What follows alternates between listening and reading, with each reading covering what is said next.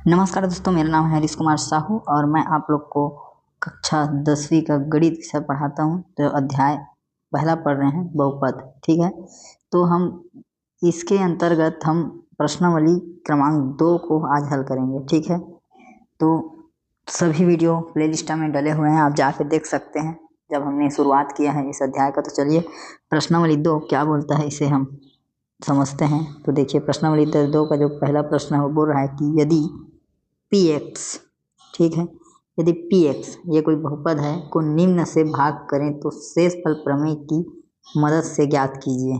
क्या ज्ञात करना है? शेषफल। ठीक है, तो जो ये बहुपद है, ठीक है, ये px, इसको निम्नलिखित से भाग करें, इससे इससे इससे सबसे भाग करके हम बताएंगे। ठीक है, उसके बाद हम शेषफल प्रमेय की सहायता से शेषफल को ज्ञात करेंगे। ठीक, तो चलिए समझते हैं कि पहले शेषफल प्रमेय क्या होता है। शेषफल प्रमेय, ठीक है, इसकी ही सहायता से ये सभी प्रश्न बनेंगे। तो शेषफल प्रमेय क्या बोलता है कि यदि कोई बहुपद है, ठीक है, मान लो कि fx है, ठीक है, यदि कोई बहुपद है fx, ठीक है, या px बोल सकते हो, इसको px भी लिख सकते हो पॉलिनोमियल करके। तो यदि कोई बहुपद fx है और इसको हम fx को x माइनस a, है ना, से भाग करें तो शेषफल क्या मिलता है? तो शेषफल fa मिलता है, fa मिलता है। ठीक है, कब? x बराबर a तब। ठीक है, x बराबर a रहेगा तो ये मिलता है, मतलब r बराबर fa। ठीक है, और कौन से स्थिति में r बराबर fa? तो x बराबर a। तो ये x बराबर a कैसे आता है? तो यहाँ देखिए, मैंने बताया है इससे भाग करेंगे तो जो भाजक होता है उससे हमें प्राप्त होता है। यहाँ पे x माइनस a है, इसे 0 के बराबर लिए, a उधर गया तो क्या आया? x बराबर a आया। ठीक है, तो x के इस मान के लिए हम शेषफल का उपयोग करते हैं। तो इसी प्रकार ये भाजक हैं, तो इनमें हम x को मान निकालेंगे 0 से कंपेयर करके, फिर x के उस मान को शेषफल प्रमेय की सहायता से रख कर शेषफल को ज्ञात करेंगे। ठीक है, तो चलिए शुरू करते हैं। देखिए, सबसे पहले हम लेते हैं पहला प्रश्न को। ठीक है, क्या बोल रहा है? हमें दिया है x प्लस 1। ठीक है, तो यहाँ पर आप लिखिए, हल लिख लीजिए। ठीक है, अब इसके बाद आप लिखिए कि शेषफल प्रमेय अनुसार, ठीक है, या फिर यहाँ पे लिख सकते हैं दिया गया है, क्या दिया गया है? भाजक, इससे भाग करना है x प्लस 1। ठीक है, ये हमें दिया गया है। अब यहाँ से लिखिए कि आप शेषफल प्रमेय से, शेषफल प्रमेय में क्या होता है? भाजक x माइनस a होता है। ठीक है, तो x बराबर a रहता है। ठीक है, यहाँ क्या है? x प्लस 1 है। ठीक है, तो यहाँ x का कौन सा मान आएगा? x माइनस 1, पक्षांतर कर देंगे। ठीक है, तो x माइनस 1 इस मान के को हम किस में रखेंगे? शेषफल प्रमेय में। तो शेषफल प्रमेय से क्या हो जाएगा? r का मान जो होगा वो pa हो जाएगा या fa हो जाएगा या pa। ठीक है, तो आप कुछ भी लिख सकते हैं, तो चलो pa लिखते हैं। ठीक है, pa। अब यहाँ मान को हम रखेंगे, क्या है, किस में बोला है? ये वाला में। तो a का क्या मान आ गया? -1, तो p माइनस 1। ठीक है, यहाँ पे लिख दो x माइनस 1 के लिए। ठीक है, शेषफल प्रमेय में अब जो समीकरण है उसमें हम जहाँ जहाँ पर x है वहाँ पर ऋण 1 लिखेंगे। ठीक, तो r बराबर, अब यहाँ पे आएगा ऋण 1 की घात 3, फिर धन 3, ऋण 1 की घात 2 और ऋण 5, x के स्थान पर फिर से ऋण 1 और धन 8। ठीक है, अब आगे देखिए, ये इसका घात विषम में है इसलिए ये ऋण 1 ही रहेगा, फिर धन, ये सम है इसलिए ये धन हो जाएगा तो 3, फिर ये ऋण और ऋण क्या हो जाएगा? धन, तो धन 5 हो गया और ये धन 8। ठीक है, सबको जोड़ेंगे तो ये 13 और 3 कितना हो गया? 16 और 16 में 1 घटेगा कितना आएगा 15। ठीक है, तो हमको क्या मिल गया शेषफल 15। तो ये आंसर है। ठीक है दोस्तों, तो बहुत ही आसान है। जो भाजक दिया है उससे हमें x का मान को निकालना है और उसे शेषफल प्रमेय में रख के जो भाज्य है उस पर रखना है, उसके बाद हमारा उत्तर आ जाएगा। ठीक है, आगे बढ़ते हैं। तो दोस्तों ज़्यादा कुछ इसमें चेंज नहीं करेंगे। ठीक है, अब जो दूसरा प्रश्न है इसको लेंगे, इससे हम लोग आपको चेक करके दिखाते हैं। आप दोबारा लिख लीजिएगा क्योंकि वीडियो ज़्यादा बड़ा हो जाएगा। ठीक, तो ये चेंज हो जाएगा। क्या आ जाएगा यहाँ पे, अब इसको हम दूसरा बनाएंगे तो 2x ऋण 1। ठीक है, इससे भाग करके दिखाना है। तो यहाँ पर भाजक क्या आ जाएगा, अब 2x ऋण 1। ठीक है, और उसके बाद यहाँ भी क्या आ जाएगा 2x ऋण 1, और यहाँ पे क्या आएगा, देखो इसका मान कैसे निकलेगा दूसरा क्वेश्चन में, किसके लिए ज्ञात करेंगे। तो 2x ऋण 1 है, इसको 0 से लेंगे तो x का मान आ जाएगा 1/2। ठीक है, 1/2 के लिए ज्ञात करेंगे ये वाले में। तो यहाँ पर आ जाएगा 1/2, पक्षांतर करेंगे तो सब कुछ ठीक है। आप समझ चुके हैं, ये भाजक है। ठीक है, इसको दिया गया है। अब केवल हमको मान रखना है क्योंकि इसके जस्ट पहले मैंने आपको पूरा समझा दिया है। तो यहाँ इसको देखिए, अब फिर से वो समीकरण में हम मान को रखेंगे। तो इस बार 1/2 रख के हल करना है। ठीक है, हर चीज़ वही है। 1/2 की घात 3 हो जाएगा x के जगह में, फिर 3 और ये 1/2 के पावर 2, फिर ये -5, 1/2 + 8 ऐसे लिखा जाएगा। फिर ये 1/8 होगा, फिर ये 3/4 हो जाएगा, फिर ये 5/2 हो जाएगा, फिर ये 8 हो जाएगा। ठीक है, अब ये सब को कैसे हल करेंगे, तो क्या करते हैं, काम करते हैं, जो सब का घात है उसको, जो हर है उसको बराबर करते हैं घात का। ठीक है, कैसे होगा तो देखिए, ये 1/8 है, हम क्या करते हैं जो सबसे बड़ा घात है वो बनाएंगे। ठीक है, क्या करेंगे, सबसे बड़े हर के समान सबको करें। ठीक है, क्या करेंगे, हर को बराबर करेंगे, हर को बराबर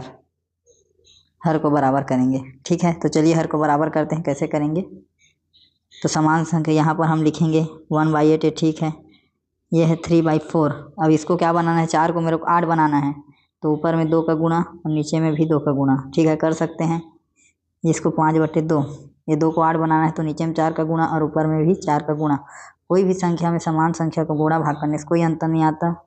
और ये 8/1 है तो इसको भी नीचे 8 बनाना है तो ऊपर में 8 का गुणा और फिर नीचे में भी 8 का गुणा।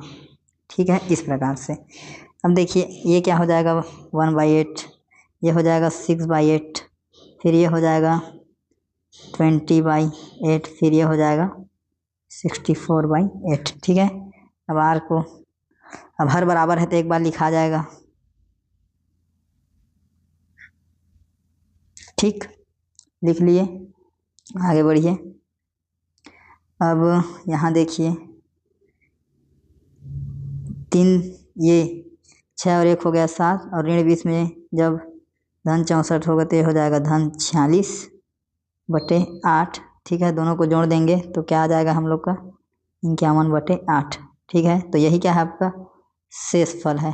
ठीक, जो ज्ञात करने बोला है, किसके लिए, 2x ऋण 1 वाले के लिए। ठीक है, तो दोस्तों यही आपका क्या है आंसर। उम्मीद करता हूँ आपको अच्छे से समझ आ रहा है। तो चलिए अब आगे बढ़ते हैं। अब हम तीसरा को बनाते हैं। ठीक है, तो तीसरा को बनाने के लिए मैं कुछ को मिटा लेता हूँ। तो दोस्तों अब हम ये तीसरा के लिए ज्ञात करेंगे। ठीक है, कि जब x-2 से ये px को भाग देंगे तो शेषफल क्या मिलेगा, शेषफल प्रमेय से हम ज्ञात करेंगे। ठीक है, तो बहुत ही आसान है, अगर आप शुरू से देख रहे हैं सभी वीडियो को तो देखिए हम लिख देते हैं यहाँ पे तीसरा हमारे लिए क्या है x+2। यहाँ पे आप हल लिख सकते हैं, फिर यहाँ लिख लीजिए कि दिया गया है, क्या दिया गया है, तो जो भाजक है ये दिया गया है x+2 और भाज्य भी हमें दे दिया गया है जो कि ऊपर पी एक्स के रूप में लिखा है यहाँ पे, एक्स की घात 3 धन 3x स्क्वायर ऋण 5x धन 8, इस प्रकार से आप लिख लीजिए। अब इसके बाद यहाँ पर हम लिखेंगे, देखो भाजक और भाज्य पता चल गया, तो अब क्या लिखेंगे हम, शेषफल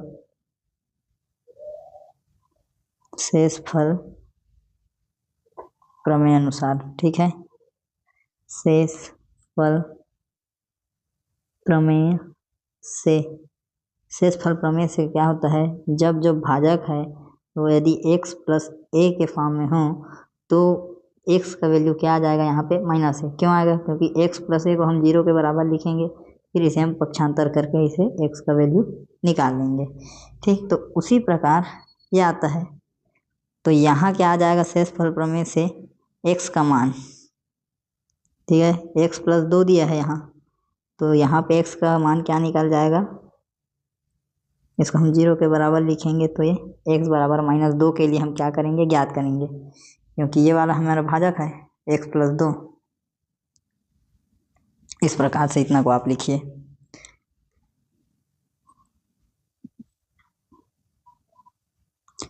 अब देखिए कि यहाँ हम लिख दिए कि x प्लस a बराबर a माइनस a होता है, ठीक है। और क्या होता है, शेषफल बराबर r बराबर f हो जाता है, या p a, तो ये p a लिख लिए हम, r बराबर p a होता है, ठीक है। और यहाँ x का क्या मान आ रहा है, तो x का मान आ रहा है ऋण 2 के लिए हम क्या करेंगे, ज्ञात करेंगे, ठीक, क्योंकि a का मान क्या है, ऋण 2 है। देखो तुलना कर लो, वहाँ ऋण है, यहाँ ऋण 2 है, यहाँ आप देख सकते हैं, यहाँ देखो ऋण है, यहाँ देखो ऋण 2 है, तो a का मान क्या है, ऋण 2। तो यहाँ से हम रखेंगे r बराबर p की जगह में ऋण 2, ठीक है।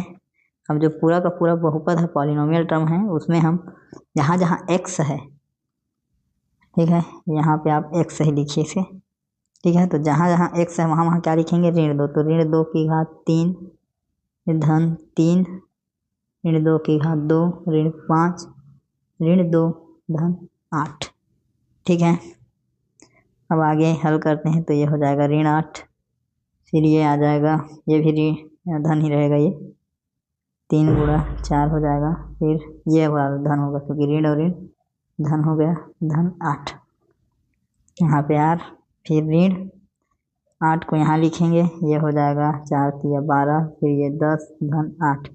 तो यहाँ देखिए कि जो एक 8 धन में है, एक ऋण में कट गए, और हमारा जो है ये r बराबर हमें मिल जाएगा 12 धन 22, ठीक है। तो शेषफल हमें क्या मिला, 12 धन 22, ठीक है दोस्तों। तो इस प्रकार से ये वाला जो तीसरा भाजक बोला गया है, इसका क्या आएगा, 22 आएगा शेषफल इसमें, ठीक।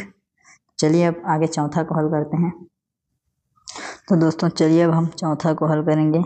चौथा में हमें x माइनस 4 दिया है भाजक, यहाँ लिखिए आप हल, और फिर से यहाँ लिखिए दिया गया है, ठीक है। तो क्या क्या दिया गया है, पहली चीज़ तो भाज्य दिया है जो कि px के बराबर है, और ये इस प्रकार से ऊपर में जो समीकरण है इसे दिया गया है, और जो भाजक है ये भी हमें दिया गया है, हम gx के रूप में लिख सकते हैं।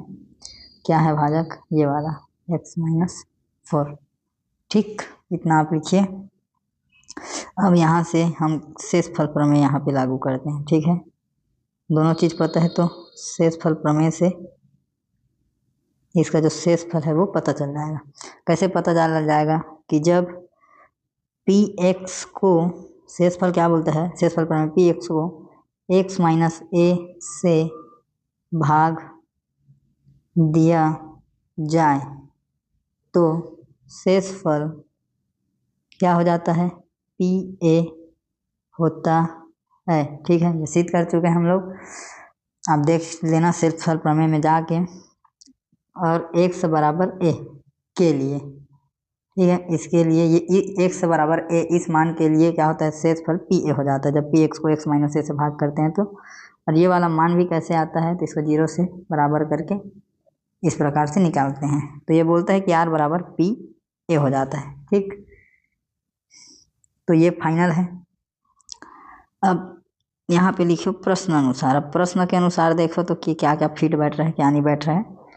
तो देखो पी ए का वैल्यू निकालना है। ए का वैल्यू कहाँ से निकलेगा? ए का वैल्यू निकलेगा जो भाजक है वहाँ से, जैसे शेषफल प्रमेय में यहाँ से निकलता है। x माइनस ए को 0 के बराबर लिखे तो ए का वैल्यू ए आ गया। यहाँ पी ए लिख सकते हो या इसको पी एक्स भी लिख सकते हो, कोई दिक्कत नहीं, ताकि उसका टर्म और x बराबर ए है तो ऐसा भी लिख सकते हो, कोई दिक्कत नहीं है। ठीक, अब ए का वैल्यू निकालेंगे तो हमारे लिए क्या है, अभी जो भाजक है वो इस प्रकार से है x माइनस 4। तो जब x माइनस 4 को 0 के बराबर लेंगे तो x का वैल्यू क्या आएगा? 4। तो हम x बराबर 4 के लिए इसको ज्ञात कराएंगे। ठीक है, यहाँ पे लिख दो x बराबर 4 के लिए। ठीक, ये हो गया। अब जहाँ जहाँ समीकरण में x है वहाँ पे हम क्या लिखेंगे? 4 लिख देंगे। r का जो है तो समीकरण क्या है? तो ये वाला है, x की घात 3, यही है समीकरण। तो इसमें सीधा 4 की घात 3, फिर धन 3 गुणा 4 की घात 2, फिर ऋण 5 गुणा 4 धन 8, इस प्रकार से जमाएंगे। फिर ये हो जाएगा 4 की घात 3 मतलब 4 गुणा 4 धन 3 गुणा 4 16 हो जाएगा। फिर ये 20 और ये 8, r का मान ये 64 धन 16 तिया 48 और ये फिर ऋण 20 और धन 8। तो इसमें यदि घटा देंगे फिर भी ऋण 12 बचेगा। और जब 64 धन 48 में जब 12 घटेगा तो क्या आएगा? 36 आएगा। तो r का क्या मान आ गया? जब r 36 और 64 को जोड़ोगे तो क्या मिलेगा? 100। तो शेष फल क्या है इसका? 100 फल। ठीक है, तो यही दोस्तों आपका आंसर है, यही उत्तर। उम्मीद करता हूँ आपको जो बता रहा हूँ आपकी समझ में आ रहा है। ठीक है, तो बने रहिए, आगे बढ़ते हैं। तो दोस्तों अब ये जो 5वां है ये वाला में हम लोग चेक करेंगे शेष फल क्या आ रहा है। ठीक है, तो यहाँ पे ये बदल जाएगा, इसको आप 5 लिख लेना इस प्रकार से। और हम x धन 1/3 के लिए देख रहे हैं। ठीक है, तो ये इसी प्रकार से लिखाएगा, दिया गया है भाज्य जो px है वो तो वही है, ये वाला नहीं बदला, तो ये वाला बदल गया, तो इस बार यहाँ पर x + 1/3 लिखा जाएगा। ठीक है, अब आगे हमें दोनों मिल गए, भाजक और भाज्य दोनों मिल गए, तो हम क्या करेंगे? शेषफल प्रमेय से क्या होता है, यदि px को x माइनस ए से भाग दिया जाए, ठीक है, दिया जाए तो शेषफल pa होता है। ठीक है, और x का कौन सा रहता है मान? a के लिए, वो कैसा आएगा? तो जो भाजक है ये वाला x माइनस ए को 0 के बराबर लेंगे तो x बराबर a ऐसे निकलता है। ठीक है, तो इसी प्रकार से अब यहाँ पे क्या हो जाएगा? r क्या होता है? शेषफल प्रमेय में मान को रखेंगे हम, तो r बराबर क्या हो गया? pa हो गया। ठीक है, अब a का क्या मान है? तो a का मान हम लोग कहाँ से निकालेंगे? हमारा जो भाजक है ये वाला यहाँ से निकलेगा। कैसे निकलेगा? तो x + 1/3 को हम 0 के बराबर लेंगे, x बराबर ये इस प्रकार से आएगा। ठीक है, तो कंपेयर करोगे तो a का क्या मान आ रहा है? यहाँ से देखो, यहाँ x बराबर a और यहाँ x बराबर ऋण 1/3, तो a बराबर क्या आ रहा है? ऋण 1/3 आ रहा है, उसी को लेके हम हल करेंगे। ठीक है, तो चलिए क्या आया? x बराबर ऋण 1/3। ठीक, तो यहाँ पे हम लिखेंगे अब आगे r बराबर p, फिर ये 1/3 ऋण के साथ, फिर पूरा जो समीकरण है उसमें x की जगह में लिखेंगे हम ऋण 1/3, तो जो x की घात 3 है उसके लिए ऋण 1/3 की घात 3, फिर धन 3 ऋण 1/3 का वर्ग, फिर ऋण 5 ऋण 1/3 धन 8, फिर हो जाएगा ये ऋण 1/27, फिर ये हो जाएगा 3/9, और ये हो जाएगा, ये धन हो जाएगा ऋण और ऋण 5/3 और ये फिर धन 8।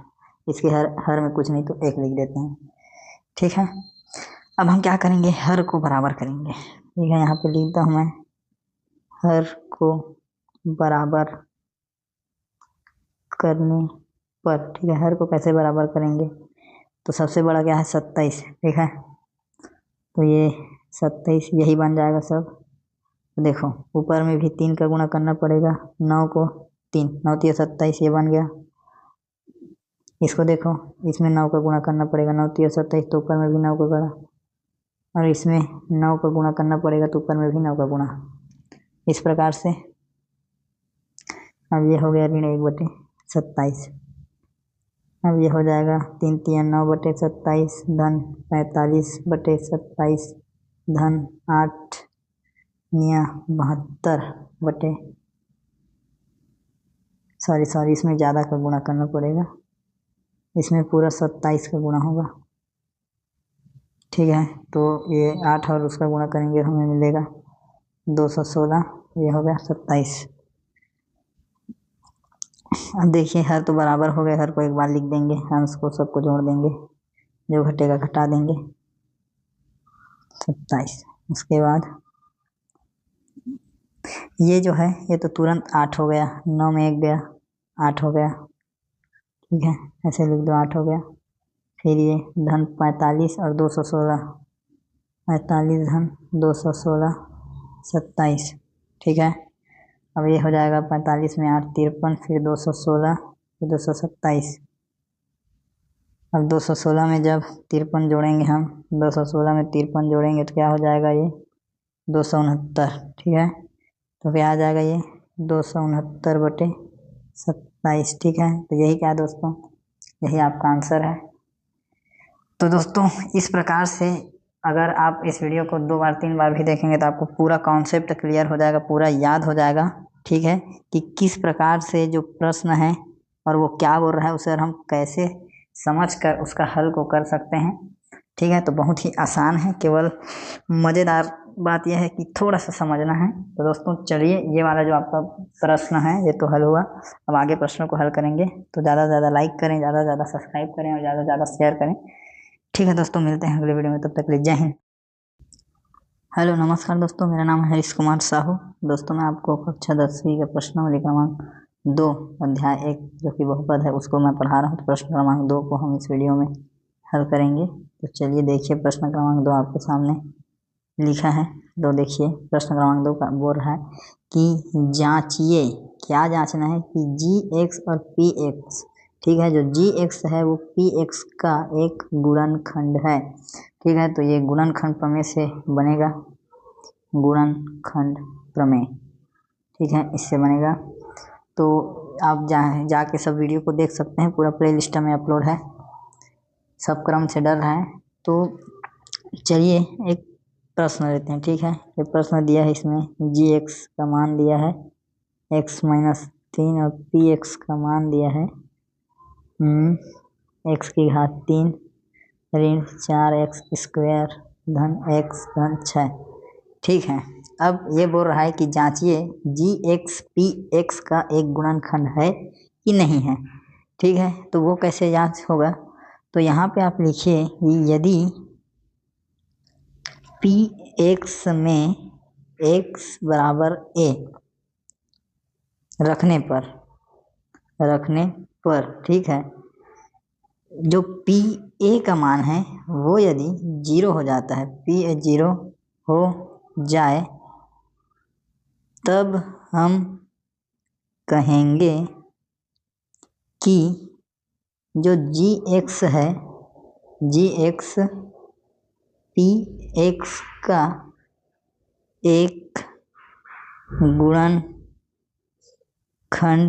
है, ठीक है।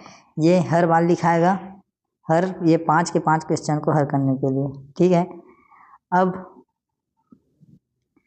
ध्यान दीजिए कि क्या लिखा है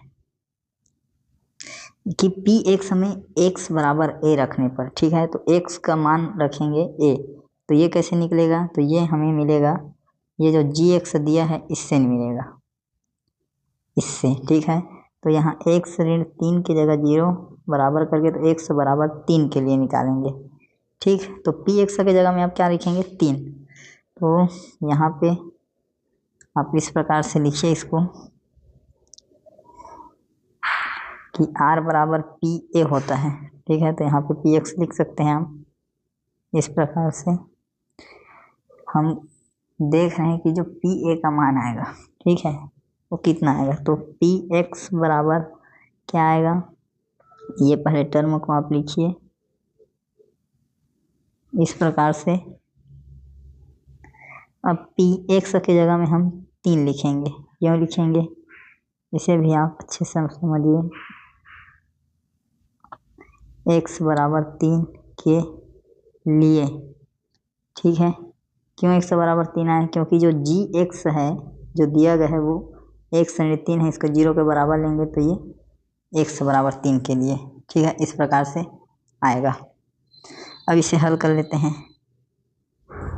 तो ये कितना हो जाएगा, हो जाएगा 27, ये हो जाएगा 9 चौक 36, फिर ये 3 धन ये 9, फिर P3 ये हो गया 27 हो गया। एक मिनट, अब ये 27 और ये 9 जुड़ जाएगा, ये 3 और 6 ये 9, 27 और 9 हुआ 36, फिर ये -36, फिर दोनों ये कट गए। तो हमें जो P3 का मान मिला वो क्या मिला, 0 मिला, ठीक है। और ये हमने बोला था यदि पी ए बराबर 0 हो, ठीक है, तो देखो यहाँ पे पी ए बराबर क्या आ गया 0। ए का मान क्या है, ए का मान 3 है। ए का मान 3 कैसे मिलता है, तो यहाँ से कंपेयर करो, एक्स बराबर ए रखते हैं तो पी ए 0 मिलता है। तो वैसे हम एक्स बराबर 3 रखे हैं, ए बराबर 3 रखे हैं, तो क्या मिल रहा है 0।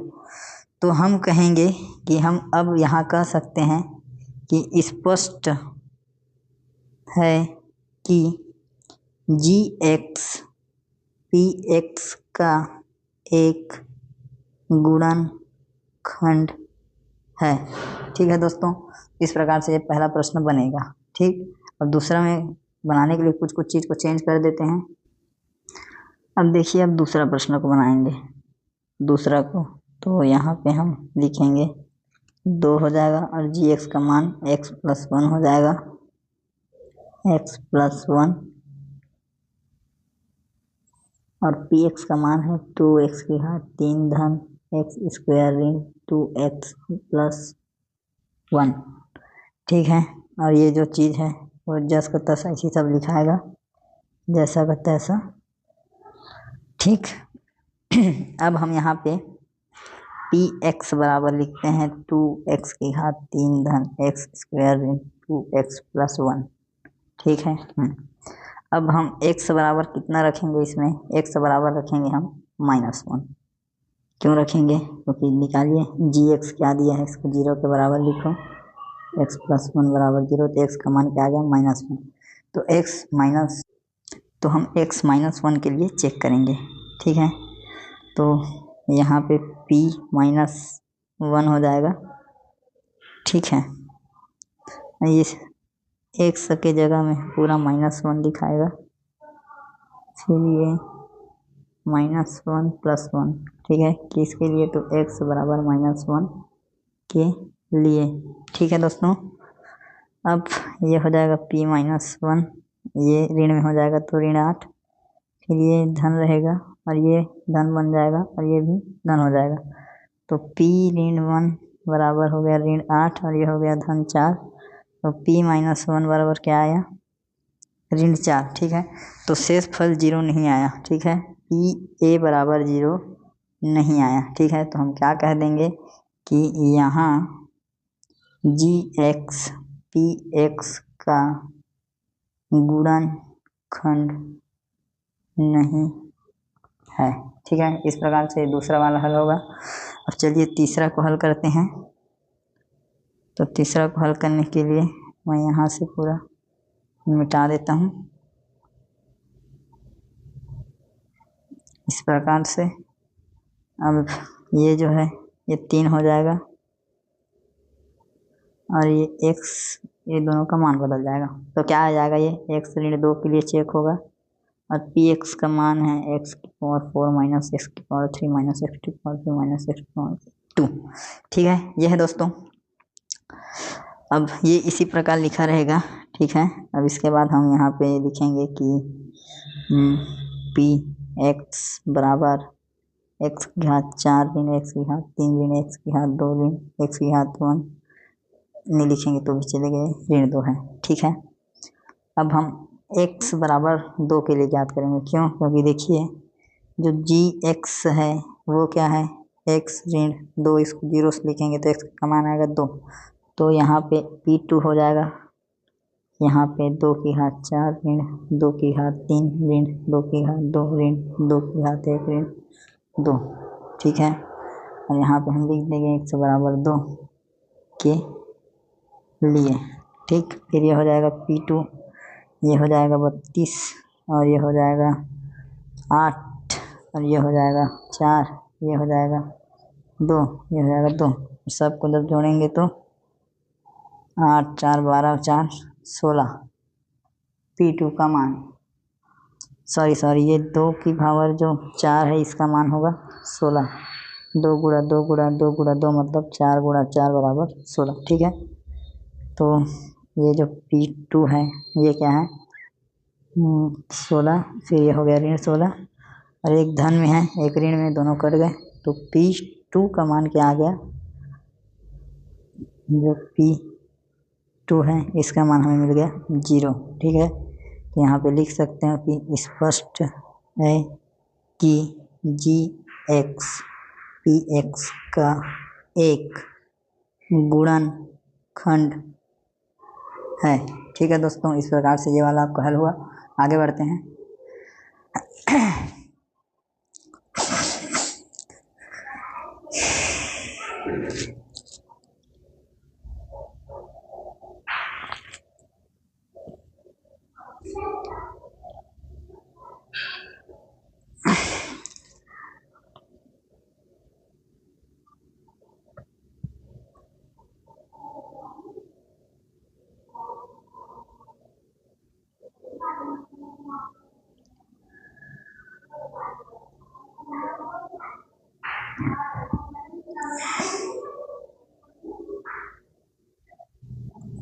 दोस्तों अब हम चौथा प्रश्न को हल करेंगे।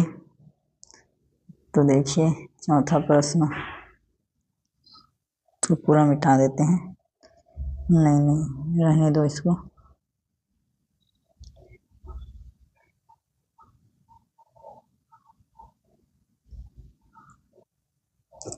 चौथा प्रश्न इस प्रकार से लिखाएगा कि जी एक्स जो दिया है वो x-1 और पी एक्स दिया है, देखिए इस प्रकार से,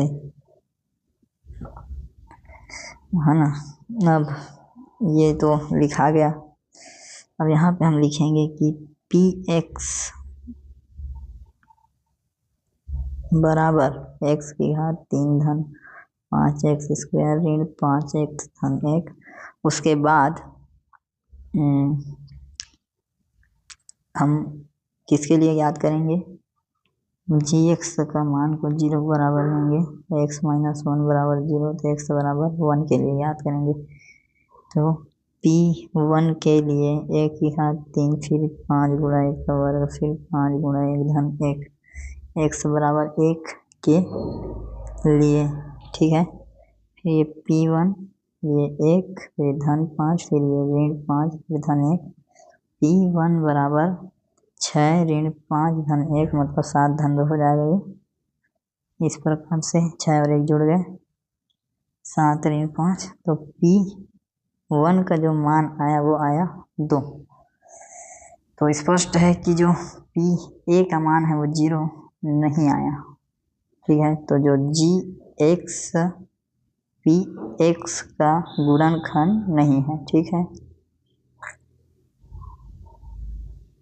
इस प्रकार से आप इसे लिख लेंगे। अब अंतिम पांचवा है उसको हम हल करते हैं। पांचवा वाला हल करते हैं दोस्तों।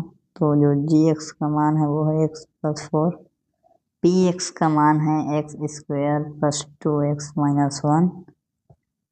ठीक, और आपको पता है कि यहाँ हम फिर से लिख सकते हैं कि यदि पी एक्स में एक्स बराबर ए रखने पर पी ए बराबर 0 हो जाए तब हम कहेंगे कि जी एक्स पी एक्स का गुणनखंड है।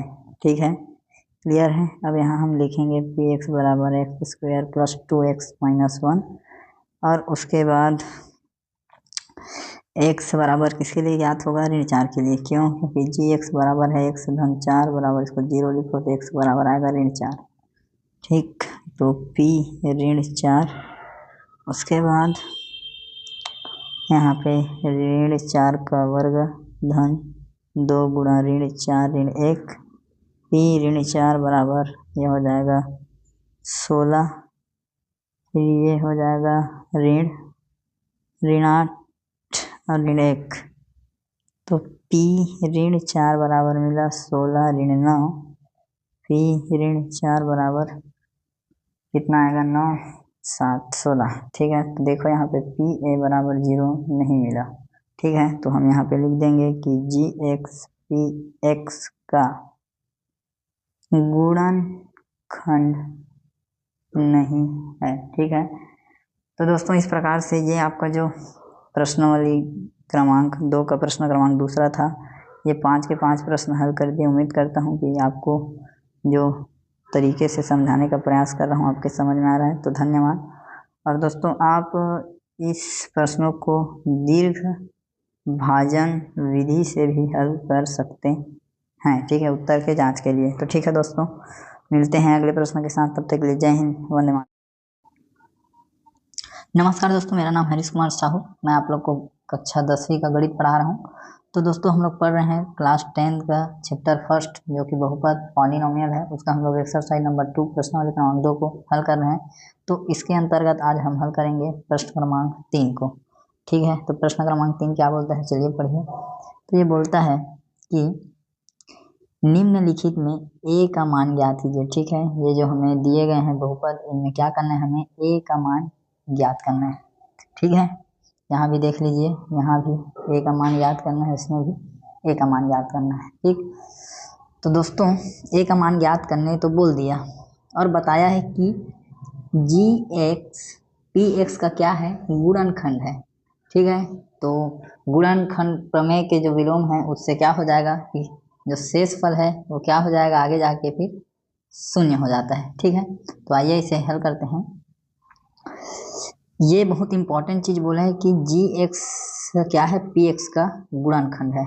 ठीक है, इसी के बेस से ये सब बनेगा। तो चलिए शुरू करते हैं। तो सबसे पहले जो पहला प्रश्न है उसे हम ले लेते हैं। ठीक है, इसमें हमें जी एक्स दिया है x प्लस 1 और पी एक्स दिया है एक्स स्क्वायर प्लस ए एक्स प्लस 2। ठीक है, इस प्रकार से है प्रश्न। ठीक, तो आप यहाँ पे हल लिखेंगे। हल लिखने के बाद आपको लिखना है चूँकि प्रश्नानुसार, ठीक है, चूँकि प्रश्नानुसार क्या बोल रहा है, जी एक्स पी एक्स का गुणनखंड है। ठीक है, प्रश्न खुद बोला है, तो ठीक है गुणनखंड है, तब गुणनखंड प्रमेय के विलोम से हम कह सकते हैं कि, ठीक है, कि जब x का मान a रहेगा, ठीक है, तो x का मान जब a रहेगा तो x का मान a पर हमें जो शेष फल प्राप्त होगा r के बराबर, वो क्या रहेगा, f a रहेगा, जिसका मान क्या रहेगा, 0 रहेगा। ठीक है, तो इस समीकरण से हम बना पाएंगे इसको। तो चलिए अब इसे हम हल करते हैं। तो x बराबर a के लिए अब हमें क्या दिया है, देखिए जी एक्स का वैल्यू है, x प्लस 1। तो x बराबर ऋण 1 के लिए हम क्या करेंगे, ज्ञात करेंगे। ठीक है, शेषफल, ठीक है, शेषफल नहीं सॉरी, ए का मान को ज्ञात करेंगे 1 से बराबर ऋण 1 रखकर। ठीक, तो यहाँ पर सीधा हम लिख देंगे कि इसको एफ ना लिख के आप पी लिखिए, तब पॉलिनोमियल आपको ज़्यादा समझ आएगा। ठीक है, तो शेषफल प्रमेय के विलयन से ये बन रहा है, तो आर, तो ये जो पी ए है इसका मान को क्या लेंगे हम, 0 लेके चलेंगे। अब ए का मान क्या आएगा, ए का मान इसको आप पी एक्स समझिए, पी एक्स। ठीक है, अब ये हो गया पी ए बराबर 0, यहाँ पे आप लिखिए एक्स बराबर ए के लिए। ठीक है, अब इसको p बराबर, अब हम किसके लिए ज्ञात कर रहे हैं, x प्लस 1 जो कि जी एक्स है, इसके लिए ज्ञात कर रहे हैं, तो x का क्या आ जाएगा, -1 आ जाएगा मान। तो ये इस प्रकार से लिखेंगे और यहाँ पे हम बताएंगे कि x बराबर -1 के लिए। ठीक है, हो गया। अब समीकरण में जहाँ जहाँ x है वहाँ पे हम -1 को रखेंगे। ठीक है, तो समीकरण में ऊपर -1 एक्स का स्क्वायर हो जाएगा, फिर a गुणा -1 फिर +2 बराबर 0। ठीक है, ये 1 हो रहेगा, फिर ये माइनस a हो जाएगा, फिर ये +2 हो जाएगा। ठीक है, ये -a और ये हो गया +3 बराबर 0, और आप चाहें तो ये -a बराबर इस पर जाके -3 हो गया। ठीक है, और इसे अब चाहें तो दोनों पक्षों में माइनस का गुणा करेंगे तो a का क्या मान आ जाएगा, 3। ठीक है, तो a का मान ज्ञात करने बोला था, इस तरीके से दोस्तों हम a का मान ज्ञात करेंगे। ठीक, तो बहुत ही आसान है। तो मेन चीज़ ये है कि आपको ये जो जबकि है उसको जमाने आना चाहिए कि आप किस विधि से इसे बना रहे हैं। ठीक है, तो हम इसे किससे बना रहे हैं, तो गुणनखंड प्रमेय के विलोम से बना रहे हैं। ठीक है, वह बोलता है कि यदि भाज्य का गुणनखंड है तो क्या होना चाहिए, शेषफल 0 होना चाहिए। ठीक है, तो इस प्रकार से a का हम मान निकालेंगे, तो a का मान निकल गया। अब दूसरा प्रश्न को हल करते हैं, तो इसमें कुछ चीज़ को चेंज करेंगे, कुछ चीज़ को नहीं करेंगे। ठीक है, तो दोस्तों अब हम इसको चेंज कर देते हैं। ठीक है, और ये जो है बदल जाएगा, इसलिए हो जाएगा दूसरा। ठीक है, दूसरा में अब जी एक्स बराबर क्या दिया है इसको देखिए, तो ये वाला दूसरा है, तो x -1 है, और पी एक्स बराबर देखिए क्या है, तो ax स्क्वायर ऋण 5x धन 3 है। ठीक है, इस प्रकार से अब फिर से आप इसे लिख लीजिएगा, क्योंकि प्रश्नानुसार बोला है ये है। ठीक है, तो ये इतना होता है। ठीक, अब हम सीधा क्या करेंगे, हम लिखेंगे कि पी एक्स बराबर 0 या पी ए बराबर 0। ठीक है, पी ए बराबर 0, पी एक्स बराबर 0 आप लिख सकते हैं, फिर पी ए बराबर 0 लिखेंगे, और यहाँ पे आप बताएंगे कि x बराबर a के लिए। ठीक है, अब हम यहाँ पे p बराबर लिख देंगे 1 आएगा। ठीक है, क्यों आएगा, क्योंकि जो gx है इसको हम 0 के बराबर लेंगे, और प्रश्न में gx है x -1, तो x का जो मान आएगा वो 1 आएगा। तो x -1 के लिए क्या आएगा, p1 के लिए, तो यहाँ पे हम लिखेंगे, यहाँ हम पहले बताएंगे x बराबर a के लिए, और फिर हम यहाँ बताएंगे x बराबर 1 के लिए। ठीक है,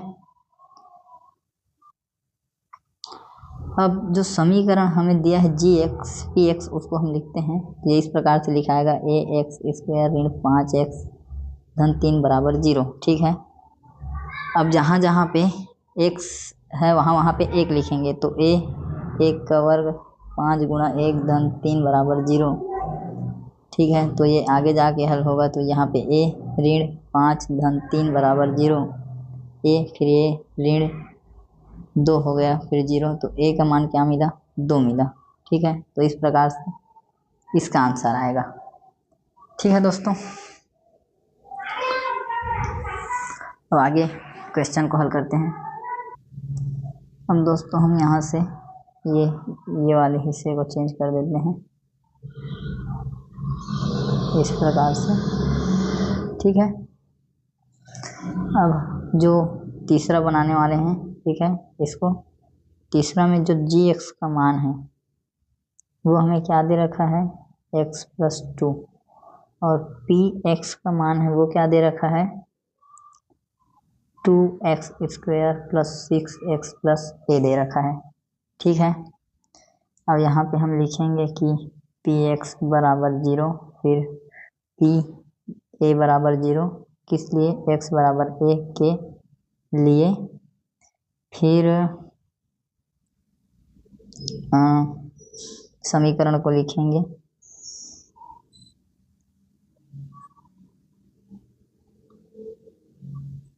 यहाँ पे एक लाइन और आएगा, p के जगह में पहले हम लिखेंगे a के जगह में -2, x बराबर -2 के लिए, ठीक है। तो x बराबर -2 के लिए क्यों आया, क्योंकि g(x) का जो वैल्यू है वो हमें x-2 दिया है, और इसे हम इस प्रकार से लिखेंगे, ठीक है। तो x बराबर -2 के लिए याद करेंगे, समीकरण को लिखिए 2x² + 6x + a बराबर 0, जहाँ जहाँ x है वहाँ -2 लिख देंगे, फिर इस प्रकार से इसे हल करेंगे तो ये हो जाएगा 4, फिर ये -12 हो जाएगा, धन और ऋण का गुणा ऋण, धन a बराबर 0, फिर ये हो गया 8, फिर ये 12, धन a बराबर 0, फिर इसमें बचेगा ये -4, फिर धन a बराबर 0, a का मान आ गया इधर पक्षांतर करके 4, ठीक है। तो दोस्तों ये आपका a का मान है तीसरा का, इस प्रकार से ये इतना लिख के हल होगा। अब आगे चौथा को हल करते हैं। इसमें हम यहाँ से लेके ये नीचे को काटते हैं, बाकी तो सब सेम ही रहेगा, ठीक है, और ये वाला पोर्शन बदल जाएगा। अब यहाँ पे हम लिख लेते हैं चौथा, क्या है चौथा, चौथा प्रश्न कुछ अलग टाइप से है। ये बोल रहा है GT और PT के फॉर्म में दिया है, कोई बात नहीं, GT हमारे लिए g(x) है, GT हमें दिया है, यह है हमारा GT t-3, और इसको दिया है PT बराबर हमें दिया है t² + 2at - 2a + 3, इस प्रकार से दिया है, इस प्रकार से हम लिखेंगे, ठीक। तो ये जो है शुरू से ये जो टर्म है ये चेंज हो जाएगा, ठीक है। इसको हम t बराबर 0 लेंगे, ठीक। अब t का क्या मान रखेंगे, तो g(x) को देखिए, g(x) हमें दिया है t-3, ठीक है। तो t का मान क्या आएगा, 3, तो t के 3 के लिए हम ज्ञात करेंगे, ठीक है। तो p3 बराबर 0, अब समीकरण को लिखो, क्या है, t² + 2at - 2a + 3 बराबर 0। अब जहाँ जहाँ t है उसके जगह में 3 लिखेंगे, 3² + 2a 3 - 2a + 3 बराबर 0। उसके बाद ये हो गया 9 + 6a - 2a + 3 बराबर 0, फिर ये 9 और 6 हो गए 12, प्लस ये हो जाएगा फिर हमारा 4a बराबर 0, फिर a का जो वैल्यू आएगा वो हो जाएगा फिर इधर जाके -12/4, और फिर a का मान आएगा -3, ठीक है दोस्तों। इस प्रकार से ये आपका उत्तर आएगा, ठीक। अब जो अंतिम है उसे हम हल करते हैं, अंतिम क्वेश्चन को, ये सबको मिटा देते हैं।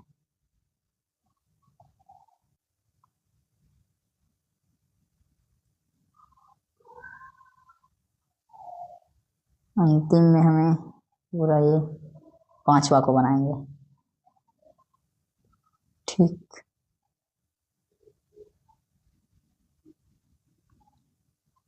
पांचवा GY वाले टर्म में दिया है, तो GY दिया है y धन 5, और PY दिया है y² - 2y धन a, ठीक। तो ये आपको लिखना ही है हर प्रश्न में कि हम शेषफल प्रमेय गुणनखंड प्रमेय के विलोम से हल कर रहे हैं। ठीक है, तो यहाँ पे अब सीधा हम लिख देंगे कि टी वाई बराबर 0। ठीक है, अब y का मान निकालना पड़ेगा। किस मान के लिए याद करना है, तो gx का मान कितना दिया है, y धन 5, y का ऋण 5। ठीक है, तो y के ऋण 5 के लिए हमें ज्ञात करना है। अब ये ऋण 5 हो जाएगा और यहाँ बता देंगे y बराबर ऋण 5 के लिए। ठीक है, अब जो समीकरण उसको लिखिए Y square minus 2y plus a बराबर 0। जहाँ जहाँ y है वहाँ ऋण 5 लिखेंगे इस प्रकार से। उसके बाद ये हो गया 25, ऋण हो गया धन, और ये ऋण भी धन हो के 10, और ये a बराबर 0, और फिर ये हो गया 35 धन a बराबर 0। फिर a का मान जो आया वो क्या है, ऋण 35। ठीक है, तो दोस्तों ये आपका आंसर है। ठीक, तो दोस्तों उम्मीद करता हूँ कि जो आपको पढ़ाने का प्रयास कर रहा हूँ, जो हल करने का प्रयास कर रहा हूँ, जो समझाने को प्रयास कर रहा हूँ वो आपके समझ में आ रहा है। ठीक है, तो धन्यवाद दोस्तों वीडियो को देखने के लिए। ज़्यादा से ज़्यादा शेयर कीजिए, ठीक है, और लाइक कीजिए और कमेंट कीजिए। ठीक, तो दोस्तों मिलेंगे अब अगले क्वेश्चन में। तब तक के लिए जय हिंद, वंदे मातरम। नमस्कार दोस्तों, मेरा नाम है हरीश कुमार साहू और दोस्तों मैं आप लोग को क्लास 10 का मैथ्स पढ़ाता हूँ। ठीक है, तो दोस्तों हम लोग अभी पहुँचे हैं प्रश्नावली क्रमांक 2 का प्रश्न क्रमांक 4 में। ठीक है, तो चलिए इसे हम हल करते हैं। तो देखिए प्रश्न क्या बोलता है कि जब किसी बहुपद, ठीक है, कोई बहुपद f(x) है, जब किसी बहुपद कोई बहुपद f(x) को x स्क्वायर माइनस 9 से भाग दिया जाता है तब शेषफल 3x धन 2 बचता है। ठीक है, शेषफल है। समझ गए क्या हो रहा है कि जब f(x) को x स्क्वायर माइनस 9 से भाग दिया जा रहा है तो शेषफल क्या मिल रहा है, 3x प्लस 2। ठीक है, और जब इसी बहुपद को x माइनस 3 से भाग दिया जाए तब शेषफल क्या होगा। ठीक है, तो चलिए निकालते हैं। तो यहाँ पे आप सबसे पहले लिखिएगा हल के बाद आप लिखिएगा दिया गया है। ठीक है, या प्रश्नानुसार दिया गया है, या फिर सीधा आप यहाँ पे लिखिए कि हम जानते हैं, या चूंकि। ठीक है, चूंकि भाज्य बराबर क्या होता है, भाजक गुणा भागफल धन शेषफल, ये होता है। अब प्रश्नानुसार जो है, ठीक है, उन मानों को हम रखते हैं। तो पहले कंडीशन में क्या होता है, f(x) को किससे भाग दिया जाता है, x स्क्वायर माइनस 9 से, तो ये भाजक है। और मान लो कोई भागफल मिलता है हमको qx, और शेषफल ये मिलता है, बोला है 3x प्लस 2।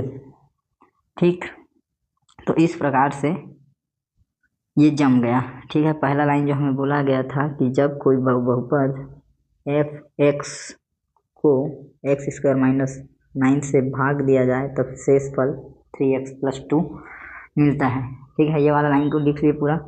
अब यहाँ पे अब दूसरा जो बहुपद है x माइनस 3 से भाग दिया जाए तो शेषफल क्या होगा। ठीक है, तो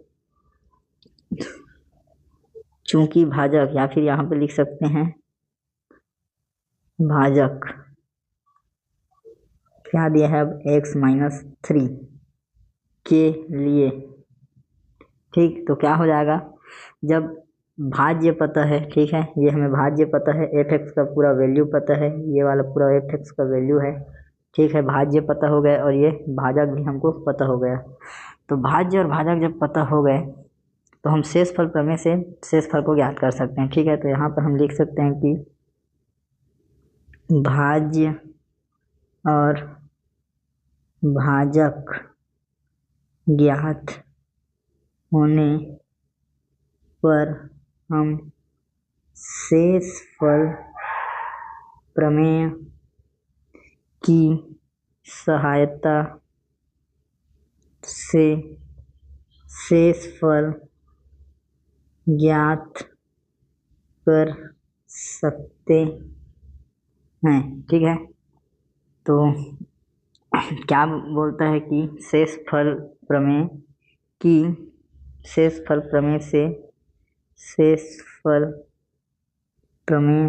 से ठीक है, शेषफल प्रमेय से क्या बोलता है कि जब कोई बहुपद एफ एक्स को कोई भाजक x माइनस ए से भाग दिया जाता है तब शेषफल, ठीक है, r बराबर क्या हो जाता है, एफ ए होता है जब x बराबर a हो।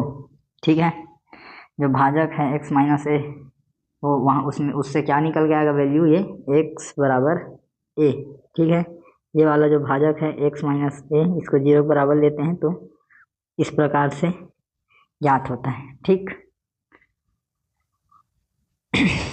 अब यहाँ पे लग गया शेषफल प्रमेय। ठीक, तो क्या हो जाएगा, ये r बराबर क्या हो जाएगा, r बराबर हो जाएगा एफ ए।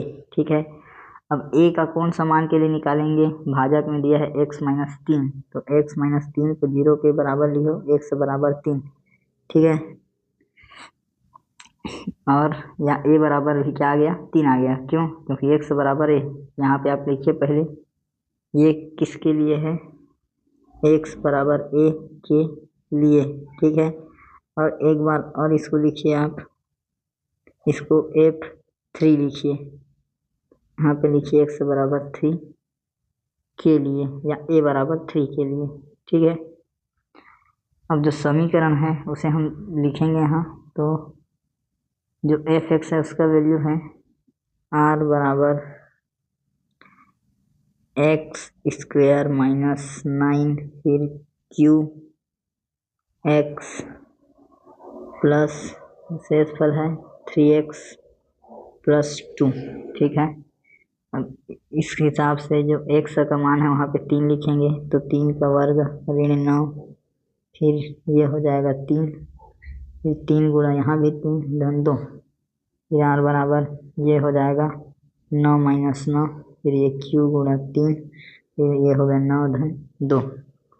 r का मान ये 9 9 क्या हो गया, ये 0 हो गया, एक प्लस है एक माइनस है कट गया, तो पूरा टर्म 0 हो गया। तो फाइनली क्या बच गया हमारे पास, 9 और 2 11। ठीक है, तो दोस्तों ये जो आया ये आपका क्या है, यही आंसर है और यही उत्तर है आपका। ठीक है, जो शेषफल हमें बोला गया था ज्ञात करने के लिए। ठीक है, तो 1 ऋण 3 से भाग देने पर क्या मिलेगा, शेषफल 11 मिलेगा। ठीक, तो इस प्रकार से आप इसे पूरा नोट कर लीजिएगा, ये इस प्रकार से आपका उत्तर होगा। ठीक है, अब अगला जो क्वेश्चन है ये 5वां, इसको हम हल करेंगे तो अगले वीडियो में बनाएंगे। तब तक के लिए जय हिंद, वंदे मातरम। दोस्तों उम्मीद करता हूँ जो समझा रहा हूँ आपको समझ में आ रहा है। ज़्यादा से ज़्यादा वीडियो को शेयर कीजिएगा, लाइक कीजिएगा। ठीक दोस्तों, नमस्कार दोस्तों, मेरा नाम है हरीश कुमार साहू और मैं आप लोग को क्लास 10 का चैप्टर फर्स्ट पढ़ा रहा हूँ, बहुपद जो पॉलिनोमियल्स है, अंग्रेजी में बोलेंगे उसको, उसका हम प्रश्नावली क्रमांक दूसरा का प्रश्न क्रमांक 5 को सॉल्व करेंगे। तो चलिए शुरू करते हैं। तो क्या बोलता है प्रश्न क्रमांक 5, इसको पढ़िए और समझिए। ठीक है दोस्तों,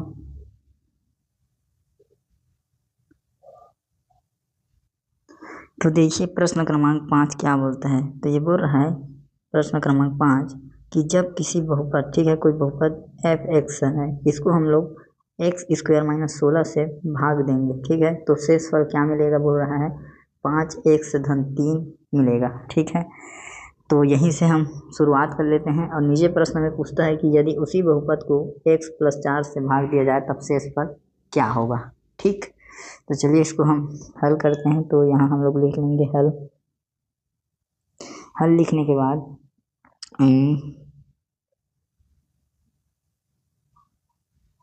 यहाँ आप सबसे पहले जो दिया है वो लिख सकते हैं। क्या है कि कोई भाज्य है एफ एक्स, ठीक है, और भाजक क्या है, भाजक है एक्स स्क्वायर माइनस 16 और शेष फल क्या मिला हमको 5x प्लस 3, ठीक है, ये हमको मिल रहा है। तो इसको हम लोग जमा लेते हैं कि चूंकि हम जानते हैं क्या होता है, एक सूत्र होता है भाज्य बराबर भाजक गुणित भागफल धन शेष फल, ठीक है, ये सूत्र होता है। इसमें लिखिए कि भाज्य एफ एक्स है और भाजक है एक्स स्क्वायर माइनस 16 और भागफल मान लो क्यू एक्स है, इस प्रकार से क्यू एक्स, और शेष फल बोला है 5x धन 3 है, ठीक है। तो दोस्तों हमें क्या ज्ञात हो गया, इससे हमें भाज्य ज्ञात हो गया। क्या ज्ञात हो गया है, भाज्य ज्ञात हो गया प्रश्न में, ठीक। अब आगे बोला है कि ये जो दूसरा भाजक है x प्लस 4, इससे भाग दिया जाए तब शेष फल क्या आएगा, ठीक है, यही हमसे पूछा है कि अब इससे भाग दे के देखना है, ठीक है। तो दूसरा भाजक क्या है हमारा प्रश्नानुसार, भाजक अब क्या है हमारे लिए, भाजक है x प्लस 4 के लिए, ठीक है, ज्ञात करेंगे। अब हमें देखो एक चीज भाज्य ज्ञात हो गया, दूसरा चीज भाजक पता हो गया, तो हमें भाज्य और भाजक ज्ञात होने पर हम क्या कर सकते हैं, शेष फल प्रमेय की सहायता से शेष फल को ज्ञात कर सकते हैं। तो यहाँ हम लिख देते हैं कि हमें ज्ञात है कि भाजक और भाज्य पता या ज्ञात पता होने पर हम शेष फल प्रमेय की सहायता से शेष फल ज्ञात कर सकते हैं, ठीक है, यह हमें क्या है पता है।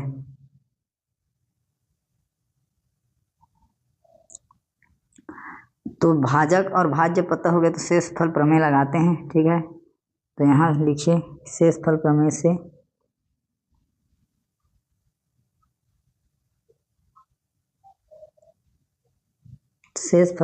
क्या होता है, शेष फल प्रमेय में जब कोई यदि एफ एक्स को कोई बहुपद x माइनस ए से भाग दिया जाए तब शेष फल क्या मिलता है, r बराबर एफ ए होता है, ठीक है। कौन सी स्थिति में, जब x का मान a हो, ठीक है। अब इसमें शेष फल जब लगाएंगे प्रमेय तो हमें भाजक क्या दिया है, अब x प्लस 4 है, ठीक है, इस मान के लिए निकाल रहे हैं, ये वाले मान के लिए, ठीक। तो क्या हो जाएगा, r बराबर एफ ए हो जाएगा, कौन से मान के लिए, x बराबर a मान के लिए, ठीक। तो यहाँ पे लिख देते हैं r बराबर एफ ए हो गया, ठीक है, किस मान के लिए, तो x बराबर a के लिए, ठीक दोस्तों। अब r बराबर क्या हो जाएगा, f माइनस 4 हो जाएगा, x बराबर -4 के लिए, क्यों आया, क्योंकि जो भाजक है ऊपर में देखिए यहाँ पे वो क्या है, हमें x प्लस 4 के लिए ज्ञात करना है, ठीक है। तो भाजक हमारा क्या है, x प्लस 4 है, इसको हम 0 के बराबर लेंगे तो x का वैल्यू क्या आ जाएगा, x माइनस 4, इसलिए हम x माइनस 4 के लिए ज्ञात कर रहे हैं, ठीक है। अब जो समीकरण है उसे हम लोग लिखेंगे, समीकरण ये वाला जो भाज्य है इसे हम पूरा लिखेंगे, ये वाला जो भाज्य है इसे, ठीक है। तो चलिए लिखिए इसे, क्या है, r बराबर क्या हो जाएगा, एक्स स्क्वायर माइनस 16, फिर है क्यू एक्स, फिर प्लस में 5x + 3, यही है, ठीक यही है। अब क्या करेंगे हम, जहाँ जहाँ पर x है वहाँ पर -4 रखेंगे, तो ये हो जाएगा -4², फिर 16, ये क्यू एक्स में भी -4 + 5 × -4 + 3, ठीक है। तो ये क्या हो जाएगा, ये +16 हो जाएगा, फिर ये -16, फिर ये क्यू -4 प्लस ये माइनस हो जाएगा, क्योंकि ये 4 ऋण में है, धन और ऋण का गुणा ऋण 20, फिर धन 3, ठीक है। और अब ये वाला जो टर्म है एक धन में है एक ऋण में है, तो क्या हो गया, कट गया, 0 हो गया। 0 हो गया तो ये क्यू वाला टर्म भी है, ठीक है, दोनों का गुणा हो रहा है, तो ये पूरा टर्म को 0 कर दिया, इतना टर्म को क्या हो गया, ये पूरा 0 हो गया। 16 में 16 घटा 0 हुआ, 0 को गुणा क्यू के साथ पूरा 0 हो गया, ठीक है। अब हमें पास क्या है, ऋण 20 है और धन 3 है, दोनों घटाएंगे तो क्या मिलेगा, बड़ी संख्या चिन्ह लगेगा, और ये रहा आपका उत्तर 17, ठीक है। तो दोस्तों यही आपका आंसर है। उम्मीद करता हूँ जो आपको पढ़ाने और समझाने का प्रयास किया हूँ आपको समझ में आया होगा। तो इस तरह से आपका जो प्रश्नावली क्रमांक 2 है, ठीक है, ये क्या हो गया, ये पूरा हो गया, ठीक दोस्तों। आप अच्छे से समझिए, ठीक है, वीडियो को आगे पीछे कम ज़्यादा स्पीड में करके बिल्कुल नोट कीजिए, ठीक है। आप प्ले लिस्ट में जाइए, सब वीडियो मिलेंगे आपको। तो इसी तरीक़ा से आपको जो आपका बोर्ड का पेपर है उसमें आपको हल करना है, ठीक है। तो दोस्तों चलिए अब अगले टॉपिक में मिलेंगे, तब तक के लिए जय हिंद, वंदे मातरम। वीडियो को आप ज़्यादा से ज़्यादा शेयर कीजिए, ठीक है, ज़्यादा से ज़्यादा लाइक कीजिए, ठीक है, और चैनल को सब्सक्राइब कीजिए। तो दोस्तों मिलते हैं अगले वीडियो में, तब तक के लिए जय हिंद, वंदे मातरम।